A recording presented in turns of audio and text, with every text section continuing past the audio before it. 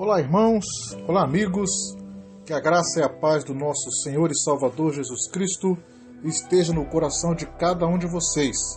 Eu sou o pastor Edson Gonçalves e vamos continuar a leitura da palavra do Senhor todos os dias antes de dormir. E hoje vamos descobrir o que a palavra do Senhor diz no Evangelho de João, capítulo de número 21. Diz assim: Depois disto, tornou Jesus a manifestar-se aos discípulos junto ao mar de Tiberíades, e foi assim que ele se manifestou. Estavam juntos Simão Pedro, Tomé, chamado Dídimo, Natanael, que era de Caná da Galileia, os filhos de Zebedeu e mais 2 dos seus discípulos. Disse-lhe Simão Pedro: Vou pescar. Disseram-lhe os outros: Também nós vamos contigo. Saíram e entraram no barco, e naquela noite nada apanharam. Mas, ao clarear da madrugada, estava Jesus na praia. Todavia, os discípulos não reconheceram que era ele. Perguntou-lhe Jesus: Filhos, tendes aí alguma coisa de comer? Responderam-lhe: Não. Então lhes disse: Lançai a rede à direita do barco e achareis. Assim fizeram, e já não podiam puxar a rede, tão grande era a quantidade de peixes.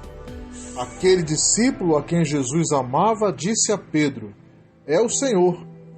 Simão Pedro, ouvindo que era o Senhor, cingiu-se com sua veste, porque se havia despido, e lançou-se ao mar. Mas os outros discípulos vieram no barquinho puxando a rede com os peixes, porque não estavam distantes da terra, senão quase 200 côvados. Aqui nós vemos esta manifestação de Jesus após, diz o texto, após aquelas coisas que tinham acontecido antes. E que coisas tinham acontecido antes?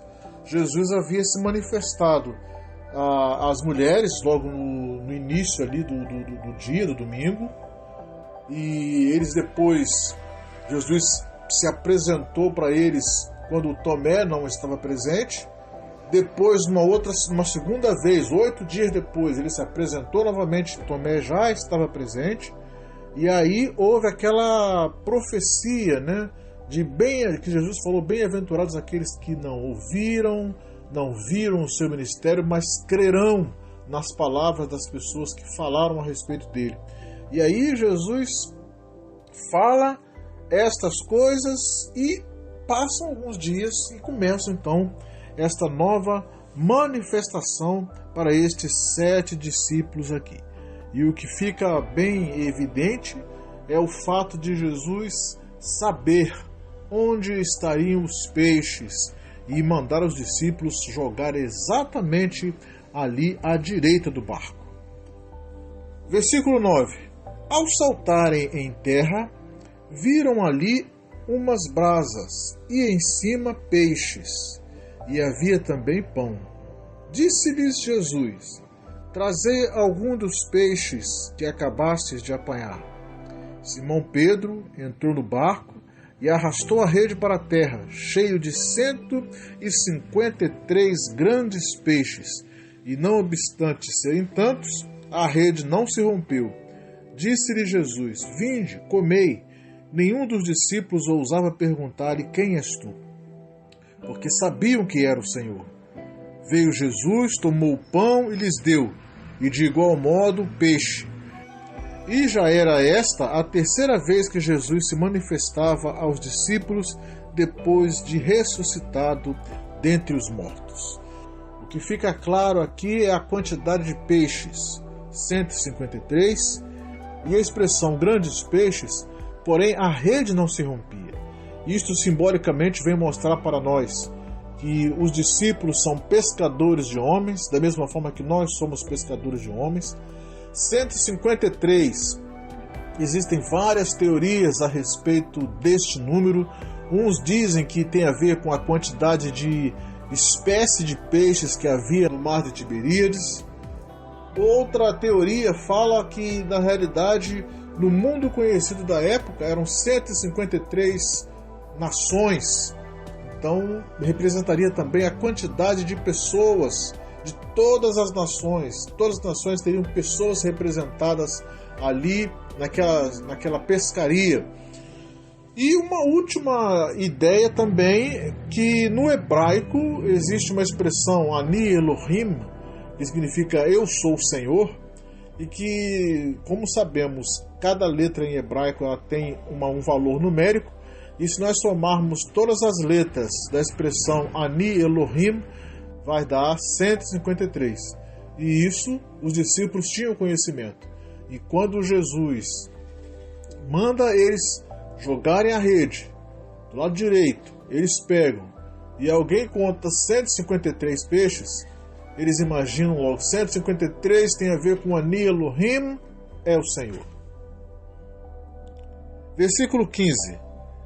Depois de terem comido, perguntou Jesus a Simão Pedro: Simão, filho de João, amas-me mais do que estes? Ele respondeu: Sim, Senhor, tu sabes que te amo. Ele lhe disse: Apacenta os meus cordeiros. Tornou a perguntar-lhe pela segunda vez: Simão, filho de João, tu me amas? Ele lhe respondeu: Sim, Senhor, tu sabes que te amo. Disse-lhe Jesus: Pastorei as minhas ovelhas. Pela terceira vez, Jesus lhe perguntou: Simão, filho de João, tu me amas? Pedro entristeceu-se por ele ter lhe dito pela terceira vez: Tu me amas? E respondeu-lhe: Senhor, tu sabes todas as coisas, tu sabes que eu te amo. Jesus lhe disse: Apacenta as minhas ovelhas. Aqui, em contraste com as 3 vezes que Pedro negou a Jesus antes de Jesus ter sido crucificado, Jesus então pergunta a Pedro 3 vezes se ele o ama. E aqui Pedro confirma que ama o Senhor Jesus e, por fim, confirma que Jesus sabe todas as coisas. Jesus sabia lá atrás que Pedro iria negá-lo. E Jesus então sabe agora também que Pedro o ama. Versículo 18. Em verdade te digo que, quando eras mais moço, tu te cingias a ti mesmo e andavas por onde querias. Quando, porém, fores velho, estenderás as mãos e outro te cingirá e te levará para onde não queres. Disse isto para significar com que gênero de morte Pedro havia de glorificar a Deus. Depois de assim falar, acrescentou-lhe: Segue-me. Então Pedro, voltando-se, viu que também o ia seguindo o discípulo a quem Jesus amava, o qual na ceia se reclinara sobre o peito de Jesus e perguntara: Senhor, quem é o traidor? Vendo-o, pois, Pedro perguntou a Jesus: E quanto a este? Respondeu-lhe Jesus: Se eu quero que ele permaneça até que eu venha, o que te importa? Quanto a ti, segue-me. Então se tornou corrente entre os irmãos o dito de que aquele discípulo não morreria. Ora, Jesus não dissera que tal discípulo não morreria, mas se eu quero que ele permaneça até que eu venha, que te importa? Versículo 24. Este é o discípulo que dá testemunho a respeito destas coisas e que as escreveu, e sabemos que o seu testemunho é verdadeiro. Há, porém, ainda muitas outras coisas que Jesus fez. Se todas elas fossem relatadas uma por uma, creio eu que nem no mundo inteiro caberiam os livros que seriam escritos. Aqui, nestes 2 últimos versículos, João identifica a si mesmo como o autor deste evangelho. O que nós podemos aprender neste capítulo? Jesus ressuscitou e a preocupação de Jesus é com a pescaria de homens. E por isso que ele, no início do seu ministério, ele chamou os discípulos e disse que os discípulos seriam pescadores de homens. E agora no final, quando Jesus manda que eles joguem a rede do lado direito do barco, significa que Jesus estava falando com eles: vocês são pescadores de homens. As 153 espécies de peixes, ou 153 nações, ou o nome, ou a expressão Ani Elohim, que significa 153, o que importa é sabermos que Deus quer que sejamos pescadores de homens. E Ele quer que a cada instante estejamos confirmando o nosso amor para com Ele. Que nessa noite você possa confirmar o amor que você tem por Jesus. Que todos nós possamos confirmar o amor que temos por Jesus, fazendo o trabalho de evangelismo, para que o reino de Deus seja engrandecido e muitas outras histórias possam ser contadas como histórias de salvação. Te agradecemos, ó Deus querido, pelo evangelho que João escreveu e te pedimos, ó Pai, faz de nós pescadores de homens e que possamos todos os dias estar confirmando o amor que temos pelo Senhor Jesus através do nosso trabalho para Ti. Por isso nós te agradecemos no nome do Senhor Jesus. Se você tem sido abençoado pelas mensagens que foram aqui lidas durante todos esses 21 capítulos do Evangelho de João, deixe o seu like, inscreva-se no canal e compartilhe estas mensagens com todas as pessoas que você conhece. E nós queremos também agradecer a você que esteve conosco durante todos estes dias em que estivemos lendo o Evangelho de João.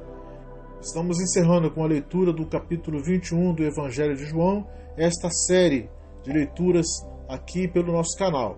Em breve estaremos iniciando uma nova série. Tenha uma boa noite em nome do Senhor Jesus.